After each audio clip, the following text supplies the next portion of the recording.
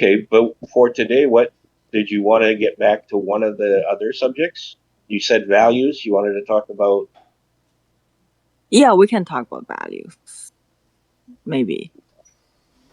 For like what's the core value for socialism and what's the core value for capitalism? Okay, Hmm.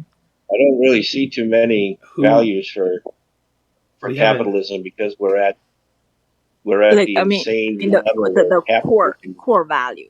Like what's the what capitalism would value the most? Like because living in every society, kind of society, people would chase after something, right? Like for example, like nowadays people chase after money, right? That's the value. Okay, yeah, but in a different kind of society, maybe people won't value money that much. They would value something else, and Yeah. why that's better than valuing money. Yeah, Okay. Well, yeah. for example, when I was growing up, you want to talk about capitalism a little bit here and the core value. For me, growing up, Mhm. uh, as an American, we always had what was Mhm. called the American dream, and Mhm. whatever it meant to individuals, it could be having a family, it could be having a family in a home, having a family in a car, and you know, going to Yeah. college. All of those things were part of the American dream, and that was the motivating factor for capitalism in the U.S. But I Mhm. really have got to the point where I'm so jaded toward the idea of all of the corruption that has come, and it's turned my country into this big cesspool where it's everything for me and to hell with you. I don't care about my neighbor. I don't care about my friends. I just want to get rich. When I get rich, I'll be happy. And that's none of that is true. We did better as a country when we did care about our neighbor. If a farm, out in the country, if a guy's barn burned down, the entire community would get together and help him rebuild a new one. That kind of community to me is the only kind of community to have worldwide. It is a socialist concept, but it's a Christian concept, Yeah. and it's just generally people being good people. But today, America is the worst example because nothing that any country sees coming out of the United States is good. It's all bad news. People raping people, people shooting people, riots and violence and mayhem. That's all they get. And they don't see, people doing a barn raising. There is no, there is no value to capitalism when you look at it from that perspective. It's oh just Dad, mayhem. I know I've Yeah. just joined, but to me, I don't think that there's nothing good coming out of the US, like news wise or anything like that. Workers are organizing all across the US. Unions are growing. People want to unionize. People view socialism But that's not. positively. There's But that news isn't necessarily going out worldwide. I'm saying that the news is being regulated to the point where the majority of the information that's getting out is all of the negative things that are going on inside the country. That was what I was trying to say. Mm. It's kind of like with the things that are going on in Paris right now. You're not really hearing about it. You might randomly, pick up that there's a riot over the raising of the retirement age from 65 to 68, but it's random. It's not world news. um, It's not getting out it there. was And it's the age was from 62 to 64, but I think, but the thing is I think riot oh, people pushing back against the state. I'm sorry, I didn't hear what you said. I said, no, it is 68. Okay, well, we can. That's not a big deal, but when you see the people pushing back against the state en masse, if we can come together and link arm in arm and walk down the boulevard and say, no more encroachment on our rights, no more encroachment on our entitlements, no more encroachment on our families, no more capitalist exploitation or whatever, that's a good sign. So, and I understand the media, obviously, the mass media, the liberal media, the right-wing media is going to cast any movement that's left-wing or vaguely left-wing as a threat to the political establishment, because it is. But if there's bad news coming out of, if you viewed the news coming out of France as bad news, I hate to say it, but it seems to me like the right-wing media is, or it's right-wing or liberal media, because the news coming out of France, the protests in France, the riots in France, that's good. Yeah. That's good. Positive news. Yeah, that is very good. Okay, but what I use it as an example. Very little is being allowed into the United States about the things that are happening in Paris. Just like the truckers strike in Canada, it was muffled. They throttled that information post haste because they don't want what you're saying to happen. They don't want the people to unite. They want to keep everybody as distant and hate-filled as possible toward each other. And I don't view what your perspective as left. I don't see, what I said as right. Okay? I see it as wanting unity, wanting equality, wanting freedom for everybody. And that's why we're at the place that we're at, is we've got people that are unintentionally, but it's still obvious that we're divided because we're still labeling us versus them, they versus we. We're still segregating ourselves, and we got to stop doing that. There will always be division. So even if we all unified together, let's say we had a mass workers' party and we have 88% of the population that agrees with us, that's voting for us or what it supports us, whatever. Even then, within our workers' party that we've established that has 88% of the people supporting it, there will be a right wing within that party. There will be a group of people in that party that are pushing for less radical. Because people have their own thoughts. Not everybody is going to be a machine. Not everybody is going to adopt a philosophy that. Well, Dad, that's not what I mean. I don't believe in everybody believing in one thing, obviously. Right, that'd be stupid. Well, I don't believe in that at all. That's not what I'm saying. Yeah. Well, I'm just saying, that, it's great. We should be unified, and we should all pull our heads out of our collective buttholes and do this.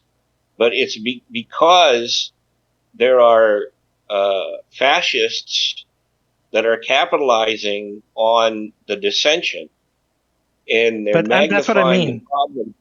What I mean here is there will always be fascists. There will always be people who are trying to disrupt.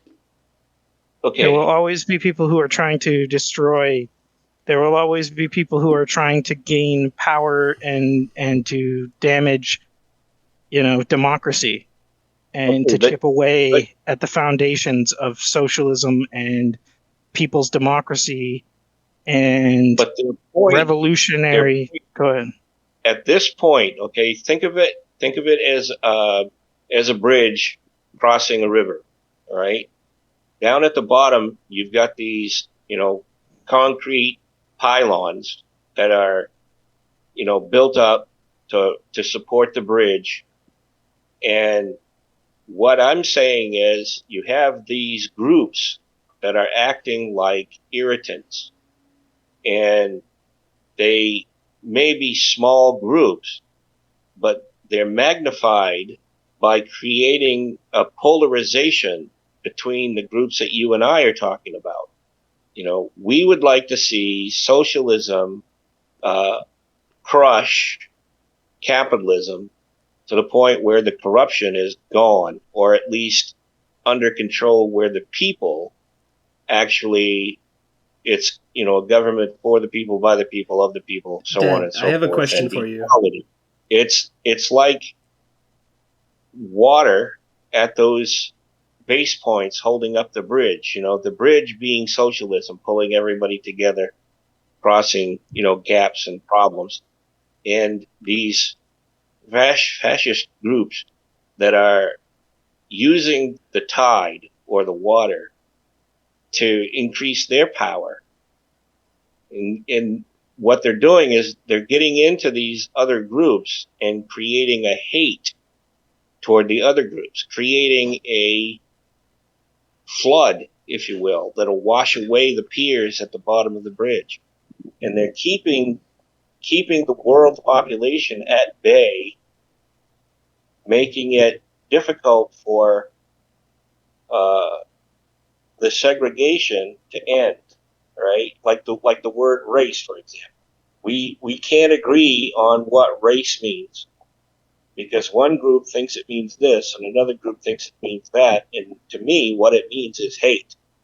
If you're using the word race, you believe it.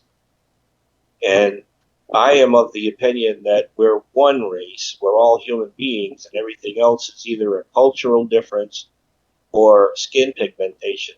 But it doesn't diminish that, the person is still a human being. Jared, what were you going to say? All I was going to ask is, did you come to this conclusion on your own, or did you read anything? Yeah. Okay, you came to the conclusion. So Dad has literally come to the conclusion of left-wing unity by himself, Evan. That's what he's preaching right now. Boomer Dad. Well, Boomer Dad has come to left-wing unity by himself. Talking to his millennial socialist family. Yeah. But hold on, because I also agree with left-wing unity, but I think Dad is going beyond that. Dad is not. It's not just left-wing unity, even though he says, I side with the socialists, I oppose the fascists. No, Dad, would you say? Dad is saying like a united front. Well, yeah, united front. Right, anyone who is trying to take down capitalism, we can side with anyone trying to take down capitalism until they turn on us. That's what Dad is saying. I think he's saying that as long as, well, I'll let Dad speak. Do you agree with what I just said? Oh, you're right, Evan. You're 100% correct, Evan. Okay. I'm talking about uniting all groups that are oppressed, which at this point in time, the majority of is people who have very little economic input in our society as a whole. Okay. So it's a united front. That works too. That's fine. Even though we do control the majority of the money, it's only the people who have a bank account that equates over $1 million or $1 billion. Those are the only people that are being listened to. And hopefully this program, Boomer Dad Millennial Socialists here. What's it called? Comrades. What's it called? Millennial Comrades. Comrades, yeah. Even though this program and the idea of Boomer Dad Millennial Comrades is to bridge, like, remember the bridge analogy that I gave? Mm-hmm.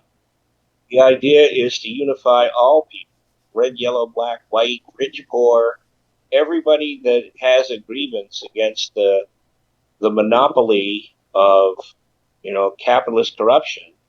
Everybody should join this program. Everybody should tune into this program and either learn something or say something or help us be constructive in uniting the world under this banner.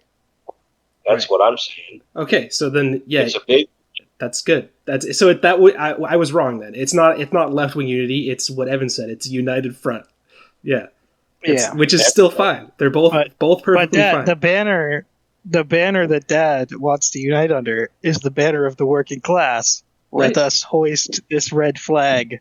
Yeah. Come on, guys. God Everybody- damn it. Why everybody don't we get it. do this yet? I don't know the words. But anyway, yeah, Okay, well, we should officially kick off this Boomer Dad Millennial Comrades today. So basically we're gonna kick things off with talking about what socialism means to each of us. And we do have a guest with us. His name is Seth. He's here. He's our guest. And so I guess I will start with my definition of what socialism is to me, which is socialism is, in my opinion, the steps towards building communism. Communism being a classless, moneyless, stateless society. And socialism is the gap between capitalism and socialism, and communism. Sorry, and it's what fills that gap, and that is the most basic definition. My most basic definition for what socialism is. Nerd. I know, I'm a nerd. No. Ozzy, you can go next, buddy, since you called me a nerd. All right, nerd.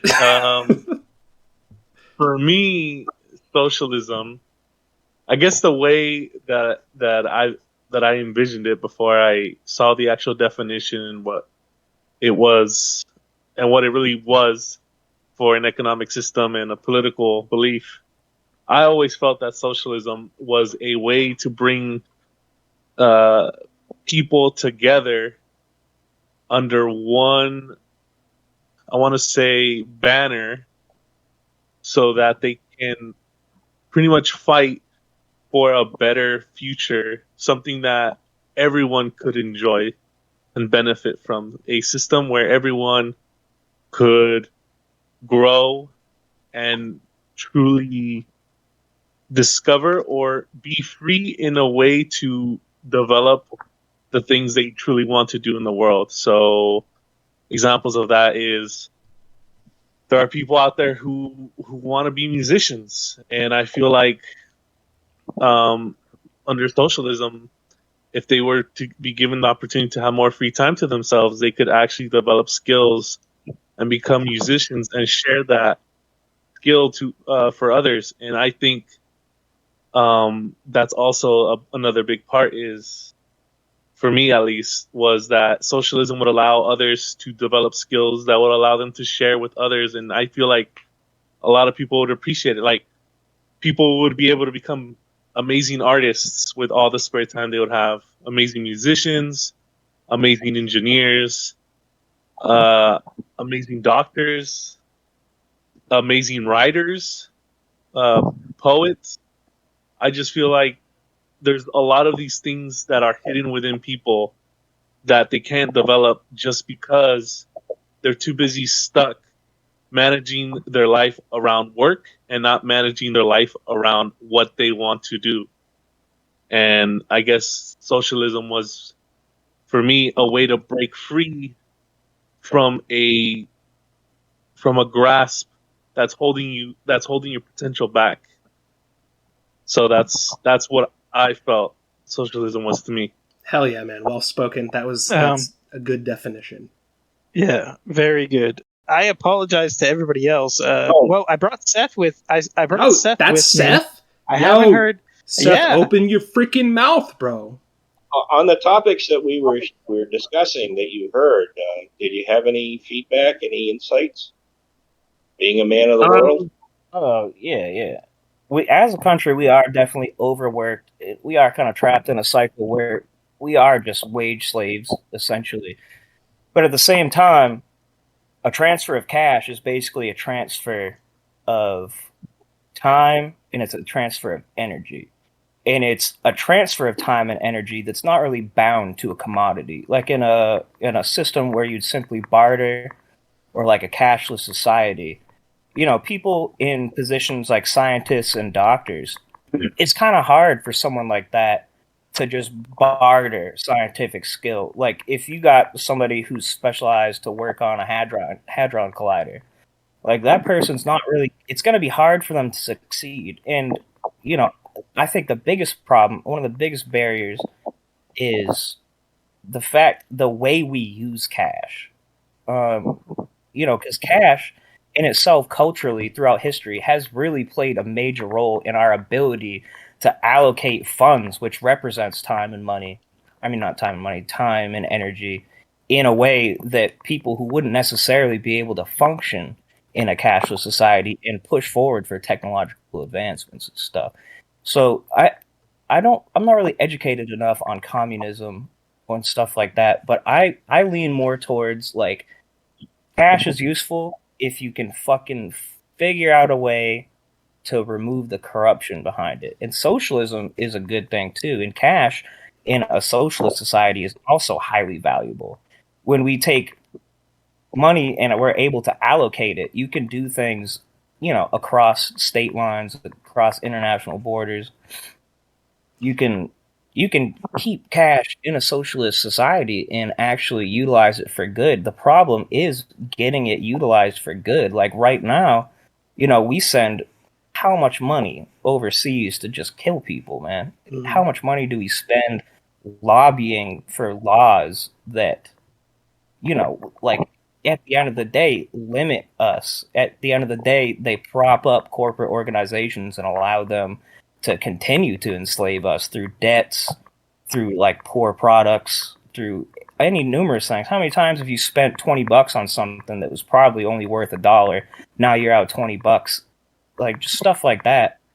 But I guess what I'm saying is like I'm pretty pro socialism, but I'm also pro proper use of cash as far as you know, like because Jared, you mentioned the moneyless society thing, yeah, and it's a good thing. I think, you know, a barter system is really good. However, well, I Seth, really do. I want to define what I meant by moneyless, if you'll let me. I didn't mean going back to a barter system or a feudalist system. Moneyless meaning all of your basic needs are met, so you do not need money to provide for yourself. That's what I meant by moneyless, because your community and the people around you will support you. Oh yeah, no, I mean that's pretty much all I had to say. Was I don't really have too much of a position. You know, I haven't really formed a position for myself on that, but that's kind of like where my thought process lies. You know what I mean? But that's all I have to say. Yep. And I think Jared was jumping in to say something like, you know, I don't think that because communism is supposed to be cashless. That doesn't mean that communism is that we must barter. Right, we must trade. It's the abolishment of trade almost. Yeah, it's that like cash becomes no longer a commodity. So you literally you get paid by whatever your job is by doing it or whatever, and then you take that to a specific place to get the resources you need, like a grocery store, but it is run by the government. So you're getting the cash, but you cannot give it to someone else. You get it from the government, Jared, and you give it back to the government. That's all you do with it. Oh, Jared, wait. Jared. What? Because that doesn't sound like a cashless. That is cashless because it's different, Evan. It's because commodities, cash can be used to buy your... So if I'm given cash, if I'm given money, okay, I can then use it to pay another person at my same level to do something for me. So what you do is you remove that step. Yeah. That still does kind of seem like not... I don't know if I really agree with that, because like we already have the ability to use cash without the government, and that freedom is pretty important to be able to train between ourselves. But at the same time, what we need to do is keep organizations organizing their cash against the people.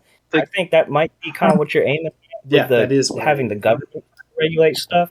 But I think the government is just as easily corruptible as like people trading between each other. And I think the government put hands of the government. And that's another topic Hold on. The government makes the cash, but Jen, what did you have to say about that?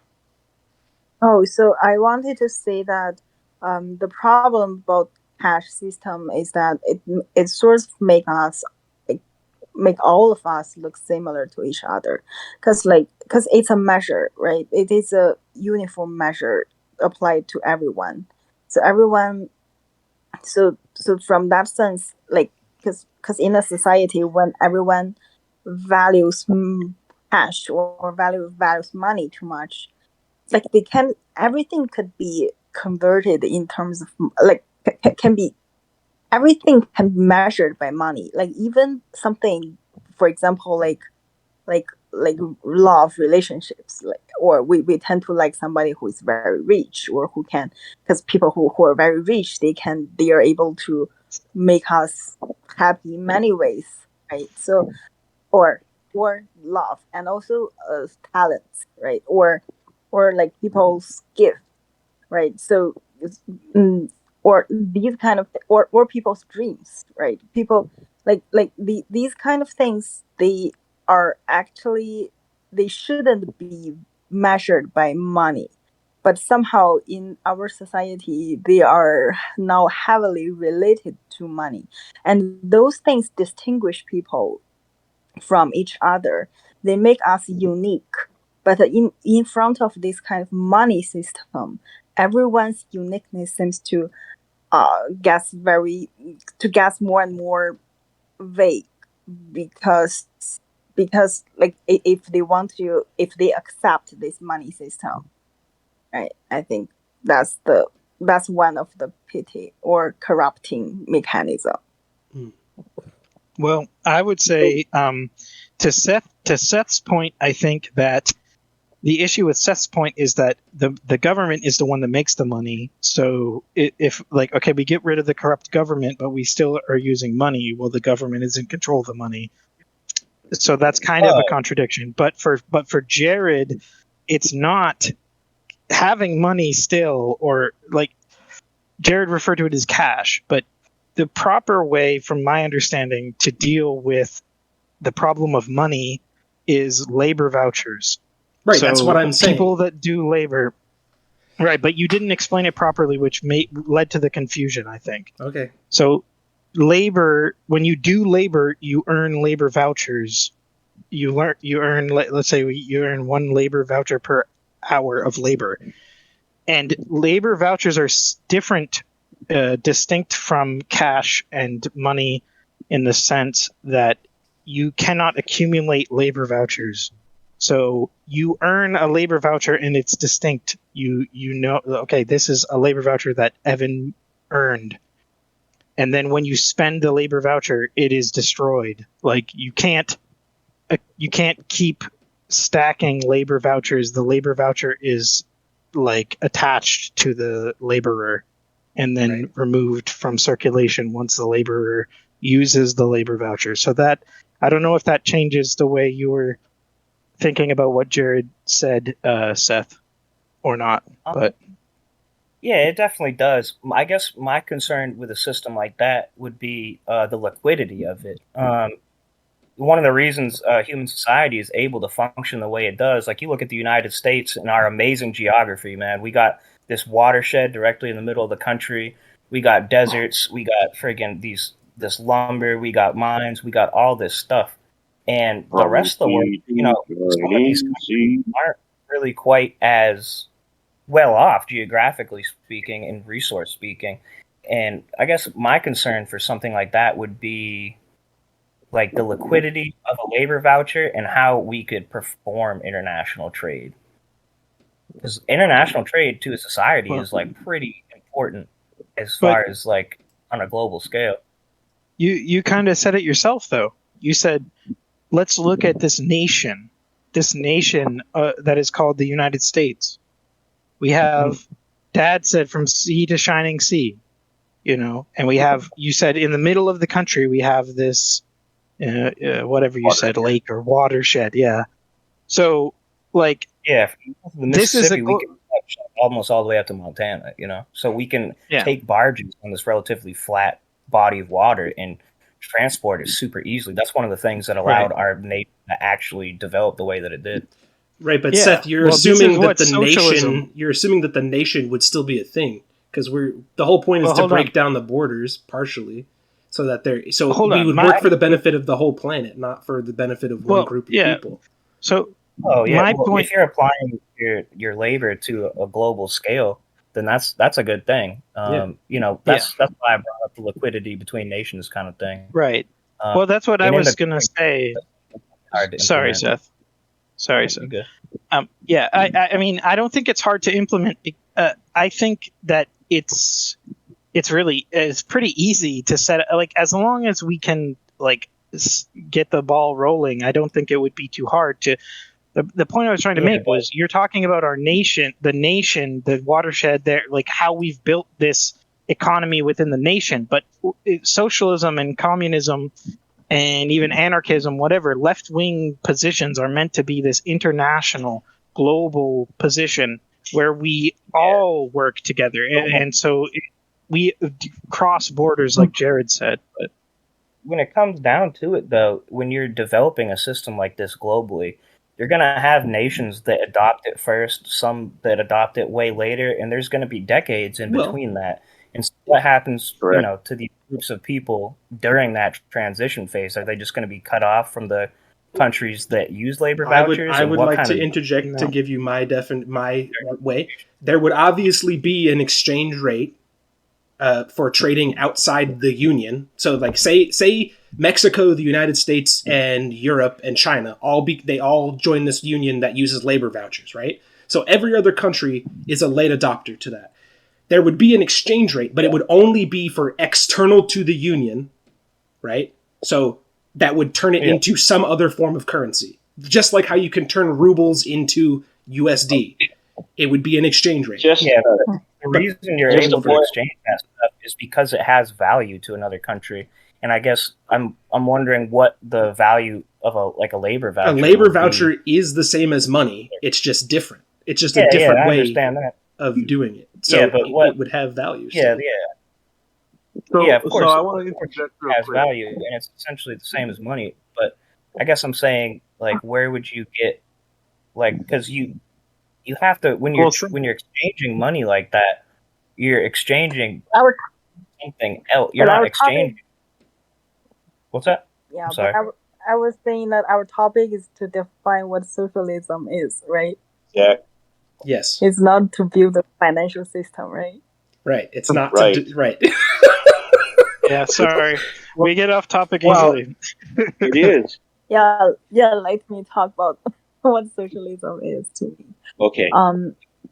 Yeah, so I think so in general, I think socialism, I think in an ideal society, I think there should be no disparity between people, and everyone should be respected the same way. And so, I think like what I just said, I think people these days are treated more or less like a machine, or they themselves grow like a machine, you know, because the way why I said it is because, like, most of our jobs, like, we don't own what we created in many ways. So we're just like, so when we work like a machine. And like, and the way how we, so I think that's one thing that's problematic. So I think human beings, like, the ideal way that they work is to release their full potential. They create things. They should have like more novel, like, purpose for working instead of just working for making money, right? So I think so that's one thing. And another thing is, because of this kind of money thing, there exists rich people, poor people, and then these kind of differences created a lot of troubles in our society. And I think like these kind of things make people don't like they make people don't look like people. They make people look like animals or machines. That's the sad thing. So I think in a socialism country or in a socialism society, I think I want people shouldn't be treated differently because he or she is richer or because he or she owns something more than others. Yeah, so I think that's what I think socialism is. Okay, so Dad, I guess you haven't said what socialism means to you yet. So if you want to do that, or I can go. I've been talking for about 2 hours, but okay. So you think you've already done it? Is what you're saying? I think you should do it, and then I will. Okay. Okay. Socialism to me would mean real democracy, and democracy as a reality in opposition to bourgeois or liberal democracy. So instead of just talking about democracy as some sort of idea that's detached from the real concrete doctrines that would create democracy, where the majority of people actually are able to establish political positions, for themselves. People are basically, democracy would be a sovereignty of the people as opposed to sovereignty of the ruling class or sovereignty of the monarchy, etc. So socialism and democracy are synonymous to me, and I think that we need a real democracy where people, when the majority of people agree on a position, especially positions that would help alleviate issues for themselves and their neighbors and their brothers and sisters, that is what is done. So to me, socialism would mean that workers have democracy within their workplace. They elect their supervisors. It would mean that everybody is provided with food, shelter, water, healthcare.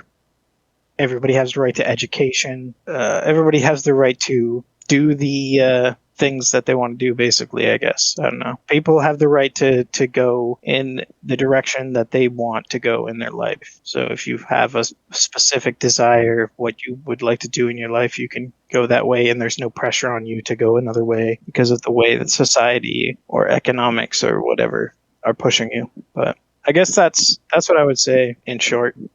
So I love that definition. I definitely like the part where you said that no one's pressured to go a certain direction, and I think that really vibes with you because, like, if we really lived in the society that you have envisioned, then you being a clown would not be frowned upon now. I like the part, Evan, where you said, that's the part I liked. All right, Dad, it's your turn. Yeah, everybody's kicking Evan. Come on, man. I can't tell if that was you, like, actually not remembering what you thought you liked. No, that was what you said. That's what you did. Thinking about. Yeah. Okay. Well. And it was At awesome. first, I thought you could tell, but then I was like, "Oh wait, maybe he's just making fun of the fact that I didn't say something." Yeah. Okay. All right, Dad, you're up. Well, for those of you who are just tuning into this program for the first time, I am Boomer Dad of Boomer Dad Millennial Comrades, and generally, I am very, very opinionated. As you listen to these programs, you'll come to understand why everybody jumps on my case. But anyway, I would start off by defining socialism as socialism is not. Okay? If you look in a dictionary, you'll read the word socialism and get a definition. And the same way with reading an encyclopedia, they'll give you this long, drawn-out bullshit. and claim that that is clearly what socialism means. And I'm saying no. That is propaganda that is derived from a capitalist society looking to create disinformation. Socialism is equality for all people. Socialism is the opposite of corrupt political system. Socialism is for individuals. It's not a form of government. Don't interrupt me, boys. It is a society of people as a collective working in a community. And I will touch on the words communism and socialism here for just an explanation. If you take the IST off of either of those words, you get the true meaning of what those words mean. To commune, okay, that means we are a society of people in a community working for, on behalf of, and, living with each other in a calm, rational manner. Same way with social. It's the opposite of discord. It's the opposite of chaos. It's the opposite of pandemonium. Okay? So for me, Boomer Dad, giving you my opinion of socialism, I am a anarchist, libertarian socialist. And I do believe in democracy, in as much as Evan was saying, that it is a voice, one person, one vote, and we work as a collective for the benefit of all. And I believe in socialism as being the way, as the saying goes, a rising tide lifts all boats. Whether it's a dinghy or a yacht, that tide doesn't discriminate, and socialism should not in any way, shape, or form discriminate to that either. If you're fat or skinny, socialism doesn't discriminate. Red, yellow, black, or white, there's no discrimination. It is all equal. And like I said, if you believe the propaganda of a dictionary or the propaganda of a encyclopedia, then you've already lost us. You're way behind the times, and hopefully that you'll stay with Boomer Dad and Millennial Comrades and learn something, and we'll all grow together. And that, in a nutshell, is what Doc thinks about socialism. That was good. I agree with you. I know you do. I love it. Equality. Equality. Equality. Yeah. Equality. I really like the part where you're describing how it doesn't matter what ethnicity, what race, what shape you are. If you're a clown like Evan, socialism will always treat you fairly.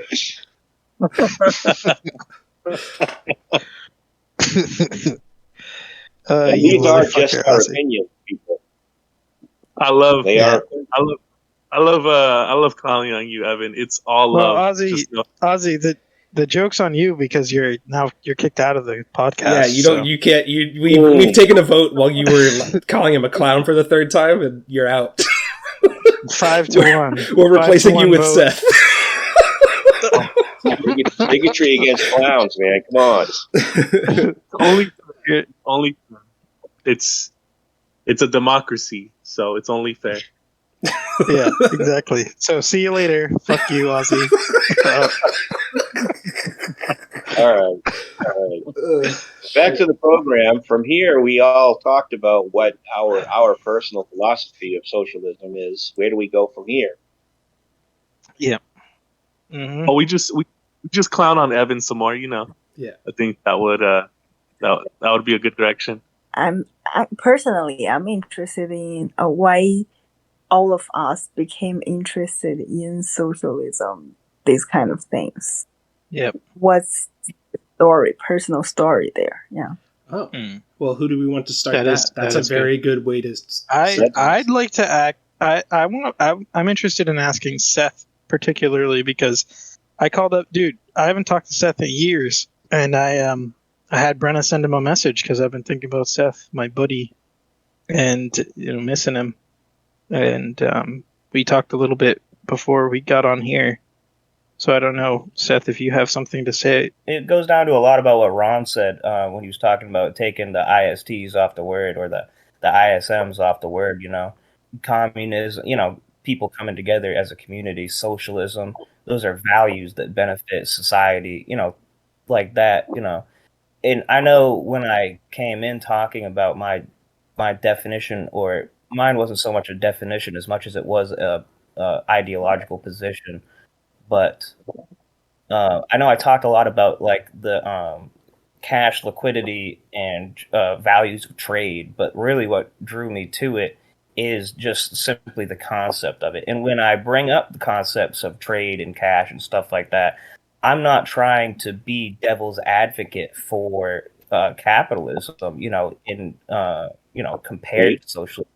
I just bring it up because if a society was to make a move like that, we would have to think about things like that, because we would have to change things like that. So we need to think about things in a way where we are maintaining what is good and bringing on change that will make it better, So that's why I bring that up. But what really drew me to it was simply, doing what's good for society instead of what's doing good for the rich, or having to play into the slavery of the rich, That's what really drew me to it. Yeah, that's a good reason. Hell yes. That was badass. As for myself, I have been a communist since I was a child, very, very young. I remember. Yeah. I've always been. Wait, can Seth explain a little bit more about how he remembers that you were a communist when you were a baby? I was saying it as a joke. I thought you genuinely were like, yeah, I remembered it. But I was thinking about young Jared. I was just making a joke.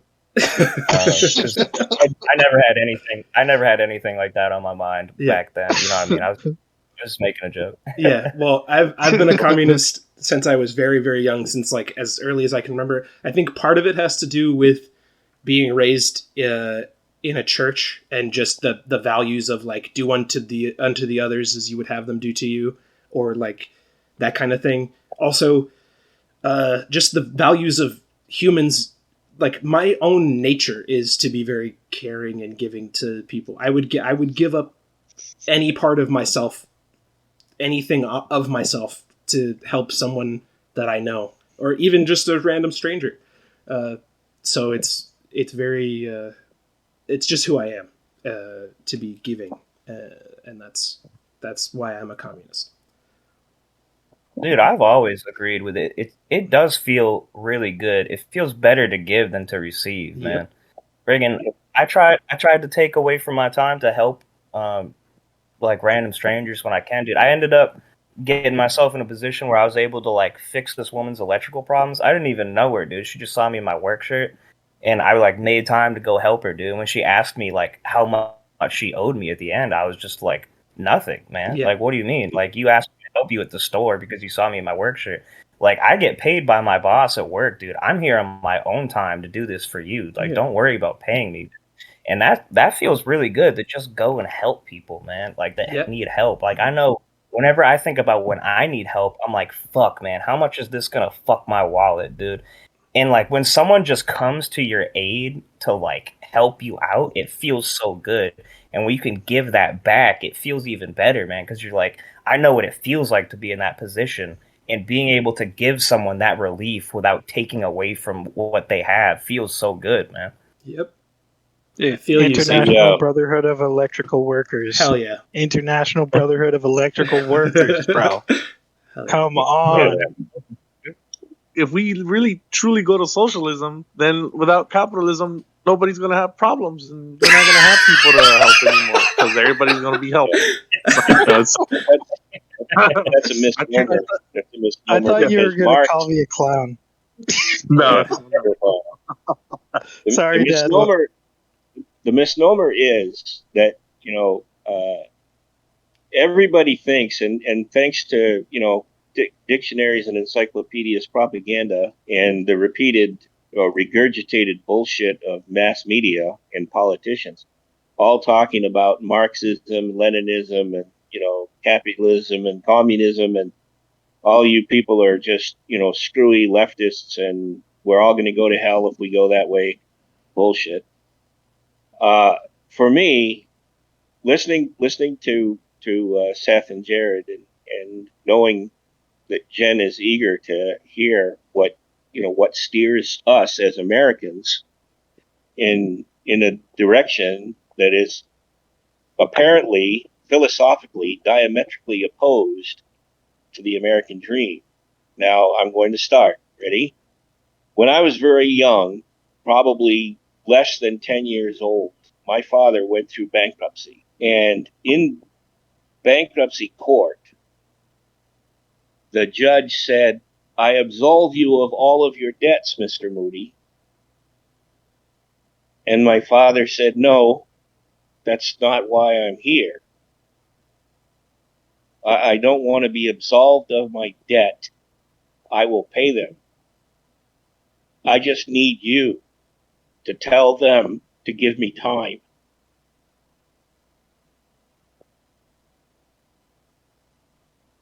Sorry, it choked me up. The American dream is that we have, life, liberty, and the pursuit of happiness. And in that parentheses, happiness, is a whole slew of things which everybody has talked about, whether, it makes you happy to collect seashells or play with the lint in your navel. Whatever is your happiness is your happiness. And we as a society, as an American society, seem to have gone to the perverse length of greed, selfishness, capitalism, to the extent that it is becoming self-destructive. And what drew me to socialism is a belief that I have always had, and Jared touched on it, and Evan said amen to it, I believe. Service to others, like Seth has pointed out, is its reward. The feeling that you get when you care enough about your neighbor, or even a total stranger, to go and split a cord of wood that's just been sitting on their lawn for a month because they don't have an axe, or they don't have the power, they're elderly, whatever the case might be, and you have empathy enough and balls enough to make that sacrifice of your time to do something you can easily do. What drew me to socialism, Jen, is in the Church of Jesus Christ of Latter-day Saints, of which I am still a member, barely, the society as a whole tends to look out for each other. And the men of the group do what's called service projects when a family is in need, especially desperate need. They would put a team of guys and go and do that thing, whatever it was. Socialism. That's exactly socialism. And to me, when a community, a society, a group cares more about their fellows, their human being companions, that's socialism. Not this desperate, clinging on to, damn, I need $1 million. Damn, if I have 2 million, I'll be happy. At the expense of everybody else. So when I was growing up, I watched my father climb out of bankruptcy. And he never looked back. He said, I may never have a pot to piss in, but we had a happy family. That, to me, was the foundation of why I am where I am today. I really thoroughly enjoyed those service projects. I enjoyed serving other people. And when I look at what our society is becoming, or has become, and is getting worse, I think that socialism is the only thing that's going to save us.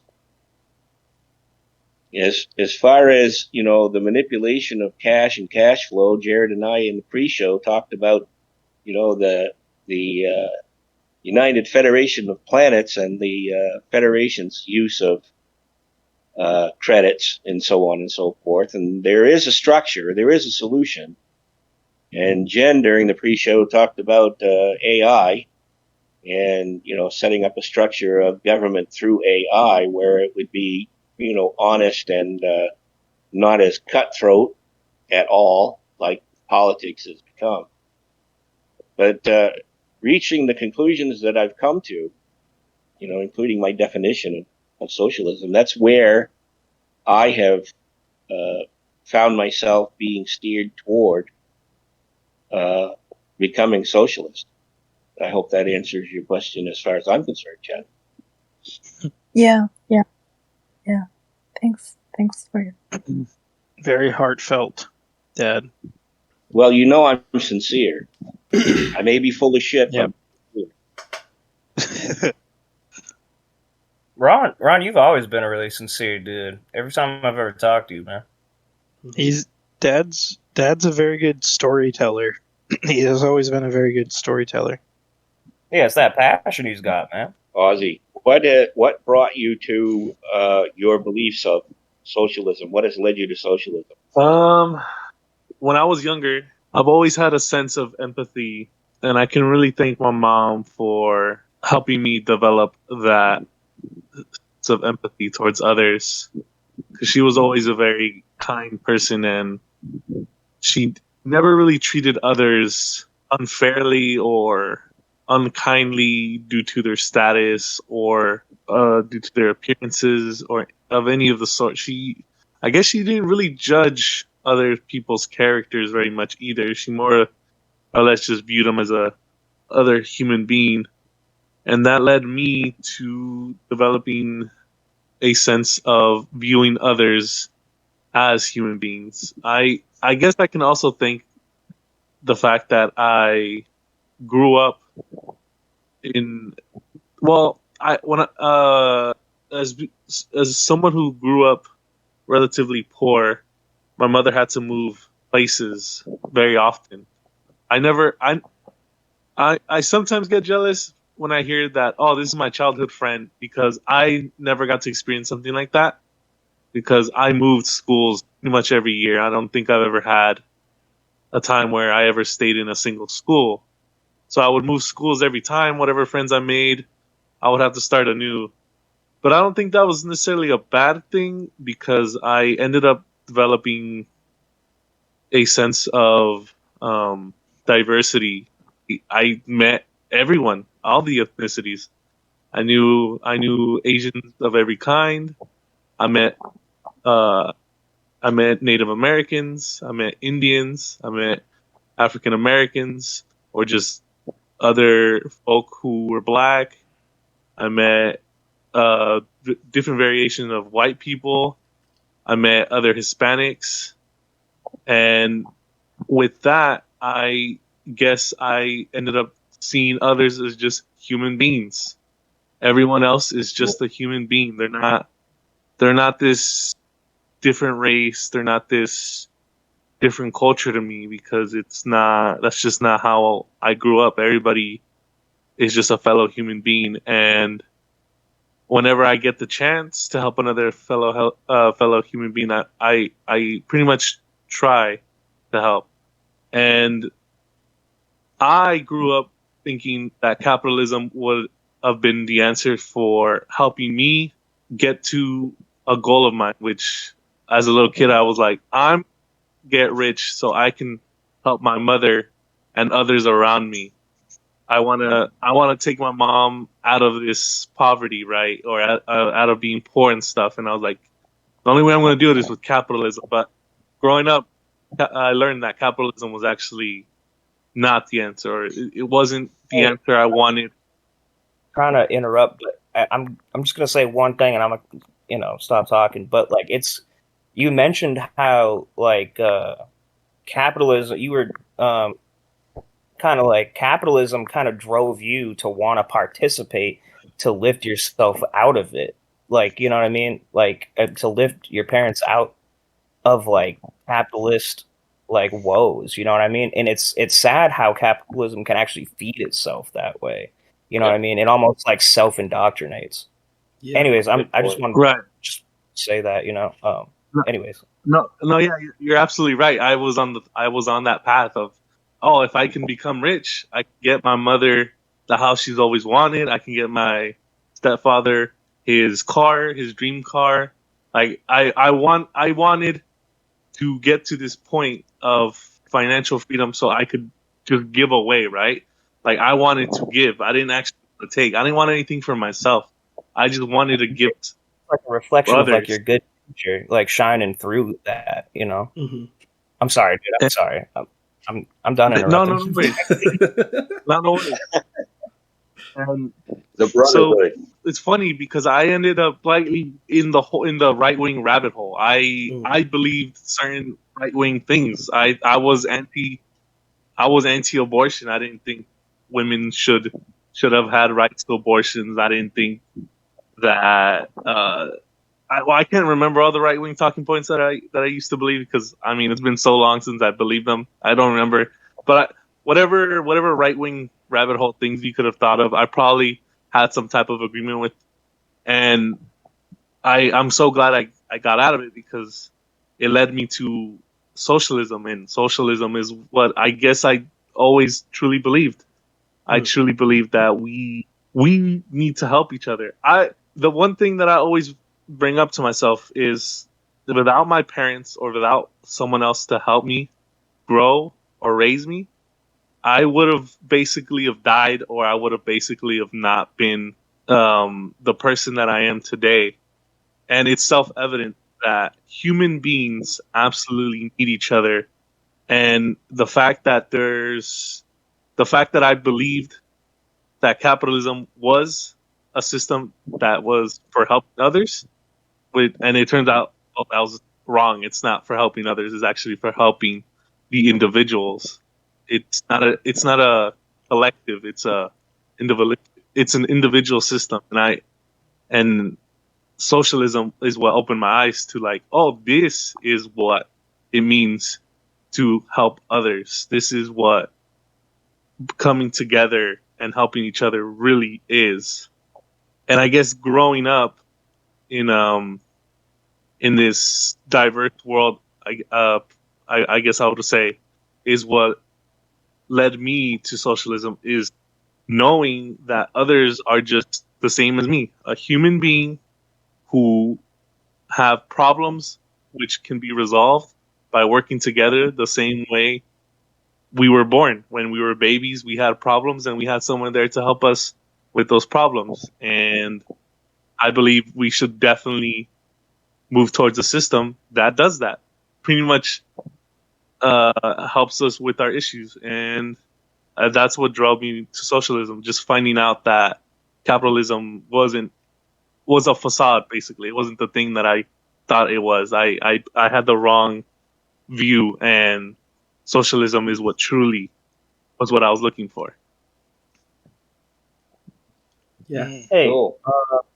I don't want to derail this conversation, but I feel like everybody else in this chat knows each other. I don't know Jen or Ozzy, man. Like, where are you guys from?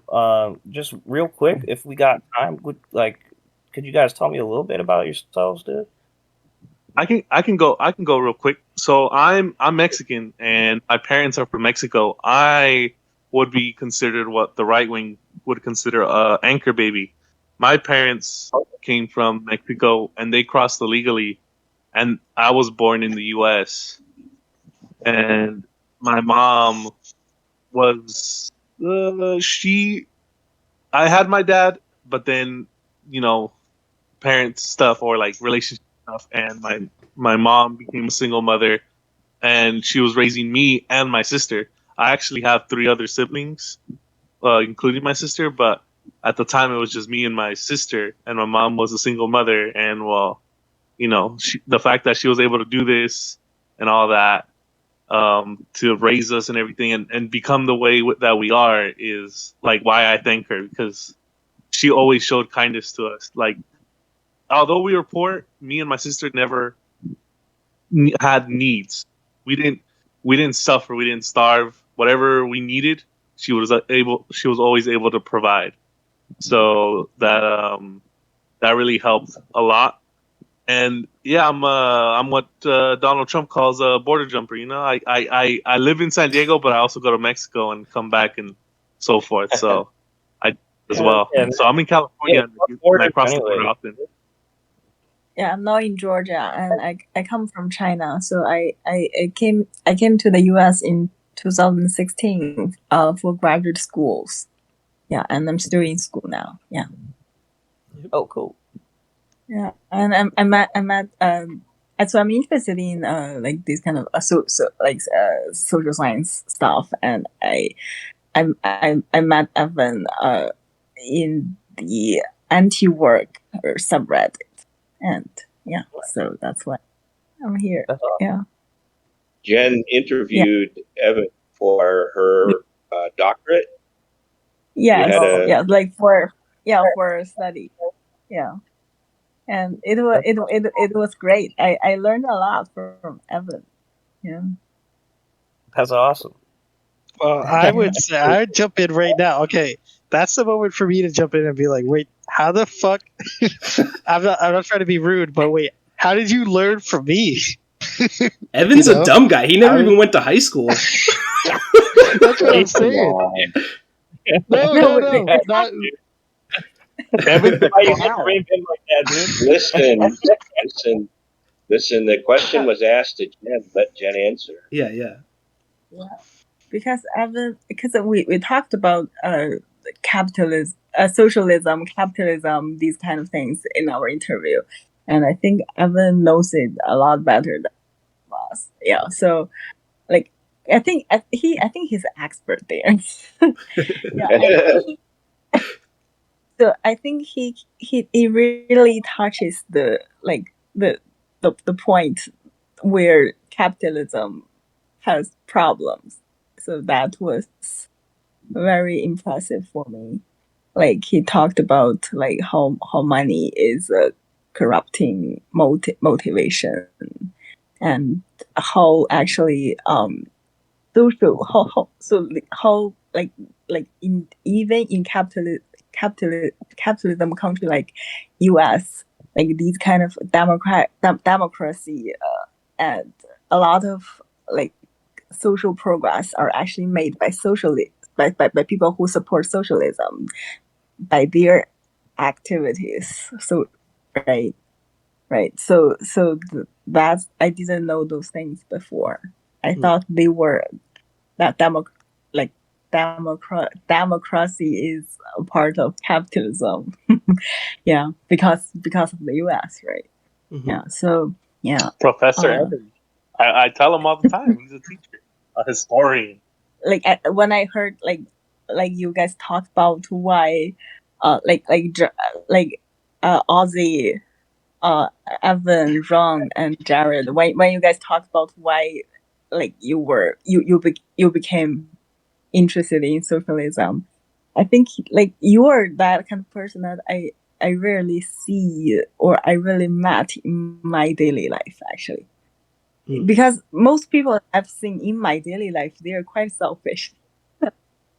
You know, so I think so that's why when I interviewed Evan, I felt very surprised that there is that kind of people in the world. Yeah. Okay, Yeah. Jared. Jen, does that are you saying through your previous statements that Evan is the one who made you a socialist, or were you a socialist before you met him? Before I met him. Okay, but he helped you form more views about it. Yes. No, she understood capitalism and how bad it was. Oh, yeah. Okay. Yeah. So, let me continue. So, So I think Seth's story to me, like, I think Seth is very like theoretical person. So yeah, so I think he has very good ability to reasoning things and so on. Yeah, so like when it comes to my story, like so I think I'm the opposite. I was because I went to a boarding school like when I was 12. Since I was 12, I lived in school for middle school and high school for 6 years, and that school was a super school, which means that school can students in that school have really good grades, and their only goal is to work hard and go to very good universities in China. So, and my only goal in those 6 years is to get better grades, is to rank higher in our school. I worked really hard for that, but I wasn't happy. And when I was in college, I joined a student club. That club talked about these kind of social problems, and they are actually communists. And when I met them, I disagree with them a lot. But I still remember because why because I think at that time my thought was everybody should work hard and take care of themselves. They don't need to care about others. If everybody could take care of themselves, the world is in peace.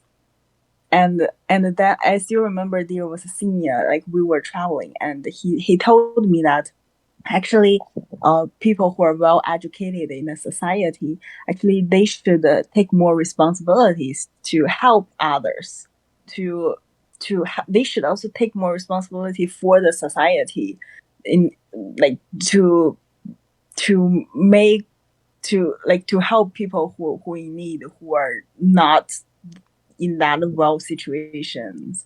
So I was moved at that point. Like because he like you guys, he was very sincere and he really did that kind of things to help people in need. And so at the time I was moved. So I turned to, and I think my world becomes more colorful after I joined that student club, because they like they just whenever they have time, they care about these kind of social problems, discuss it, and they also want to help people in need. I feel like they are real human beings compared to me, compared like my past life, just to always working hard to get better grades, so that's when I started. And actually why I worked very hard at the beginning was because I want to marry a very good, a very rich guy or a very decent guy when I was 12. Yeah. Because I was, my family is average. I thought like if I could go to a very good university, then I could meet such a guy. And so that actually supports me, like until like so then that's why I came to the US and I did a PhD.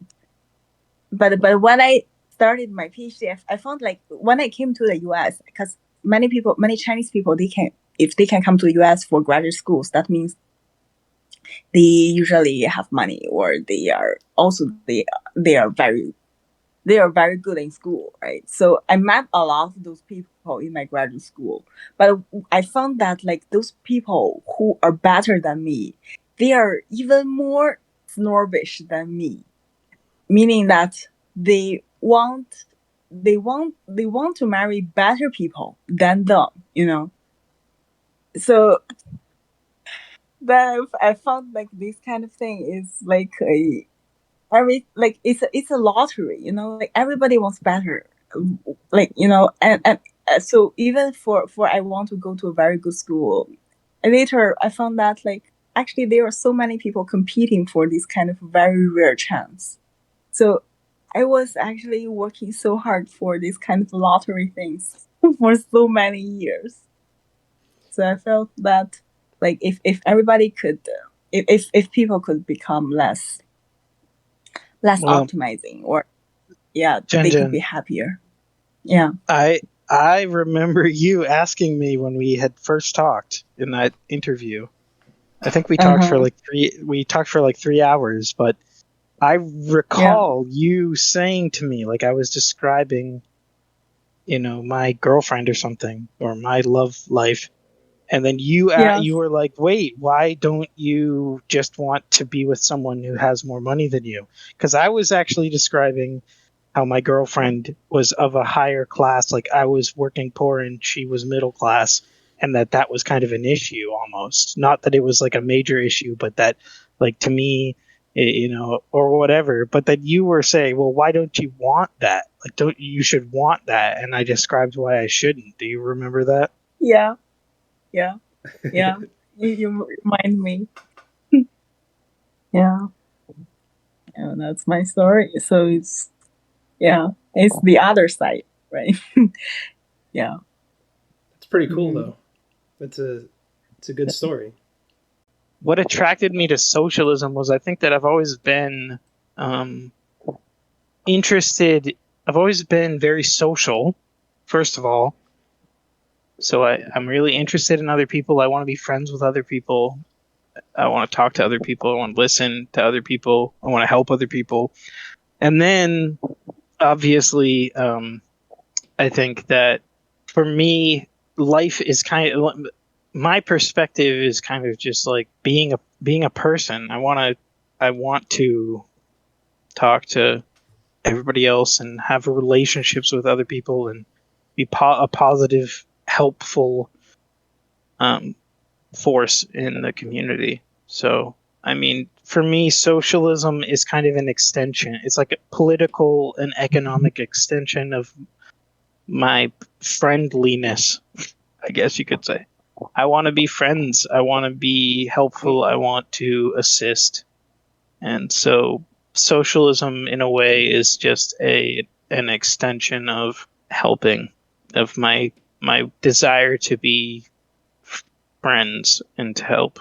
Oh, I was going to say that it's very late here, so I think I need to go. Okay, yeah, we should. Okay, thank you.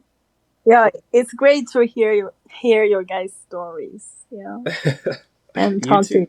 Don't lie to me. Great. Don't make me feel good about the story. Hey, Jen.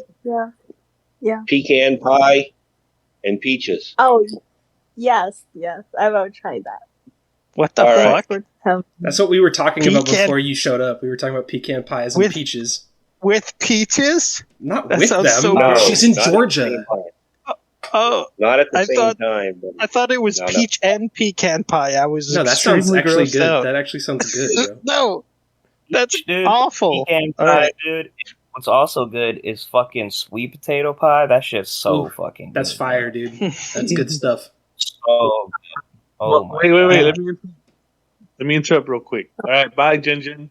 We don't want to keep you any longer. Bye, Jen. Thank you. Bye. Bye. Thank you. Bye. Bye. All right, continue. I want to hear what you guys are saying. What the fuck, dude? You guys are crazy as fuck.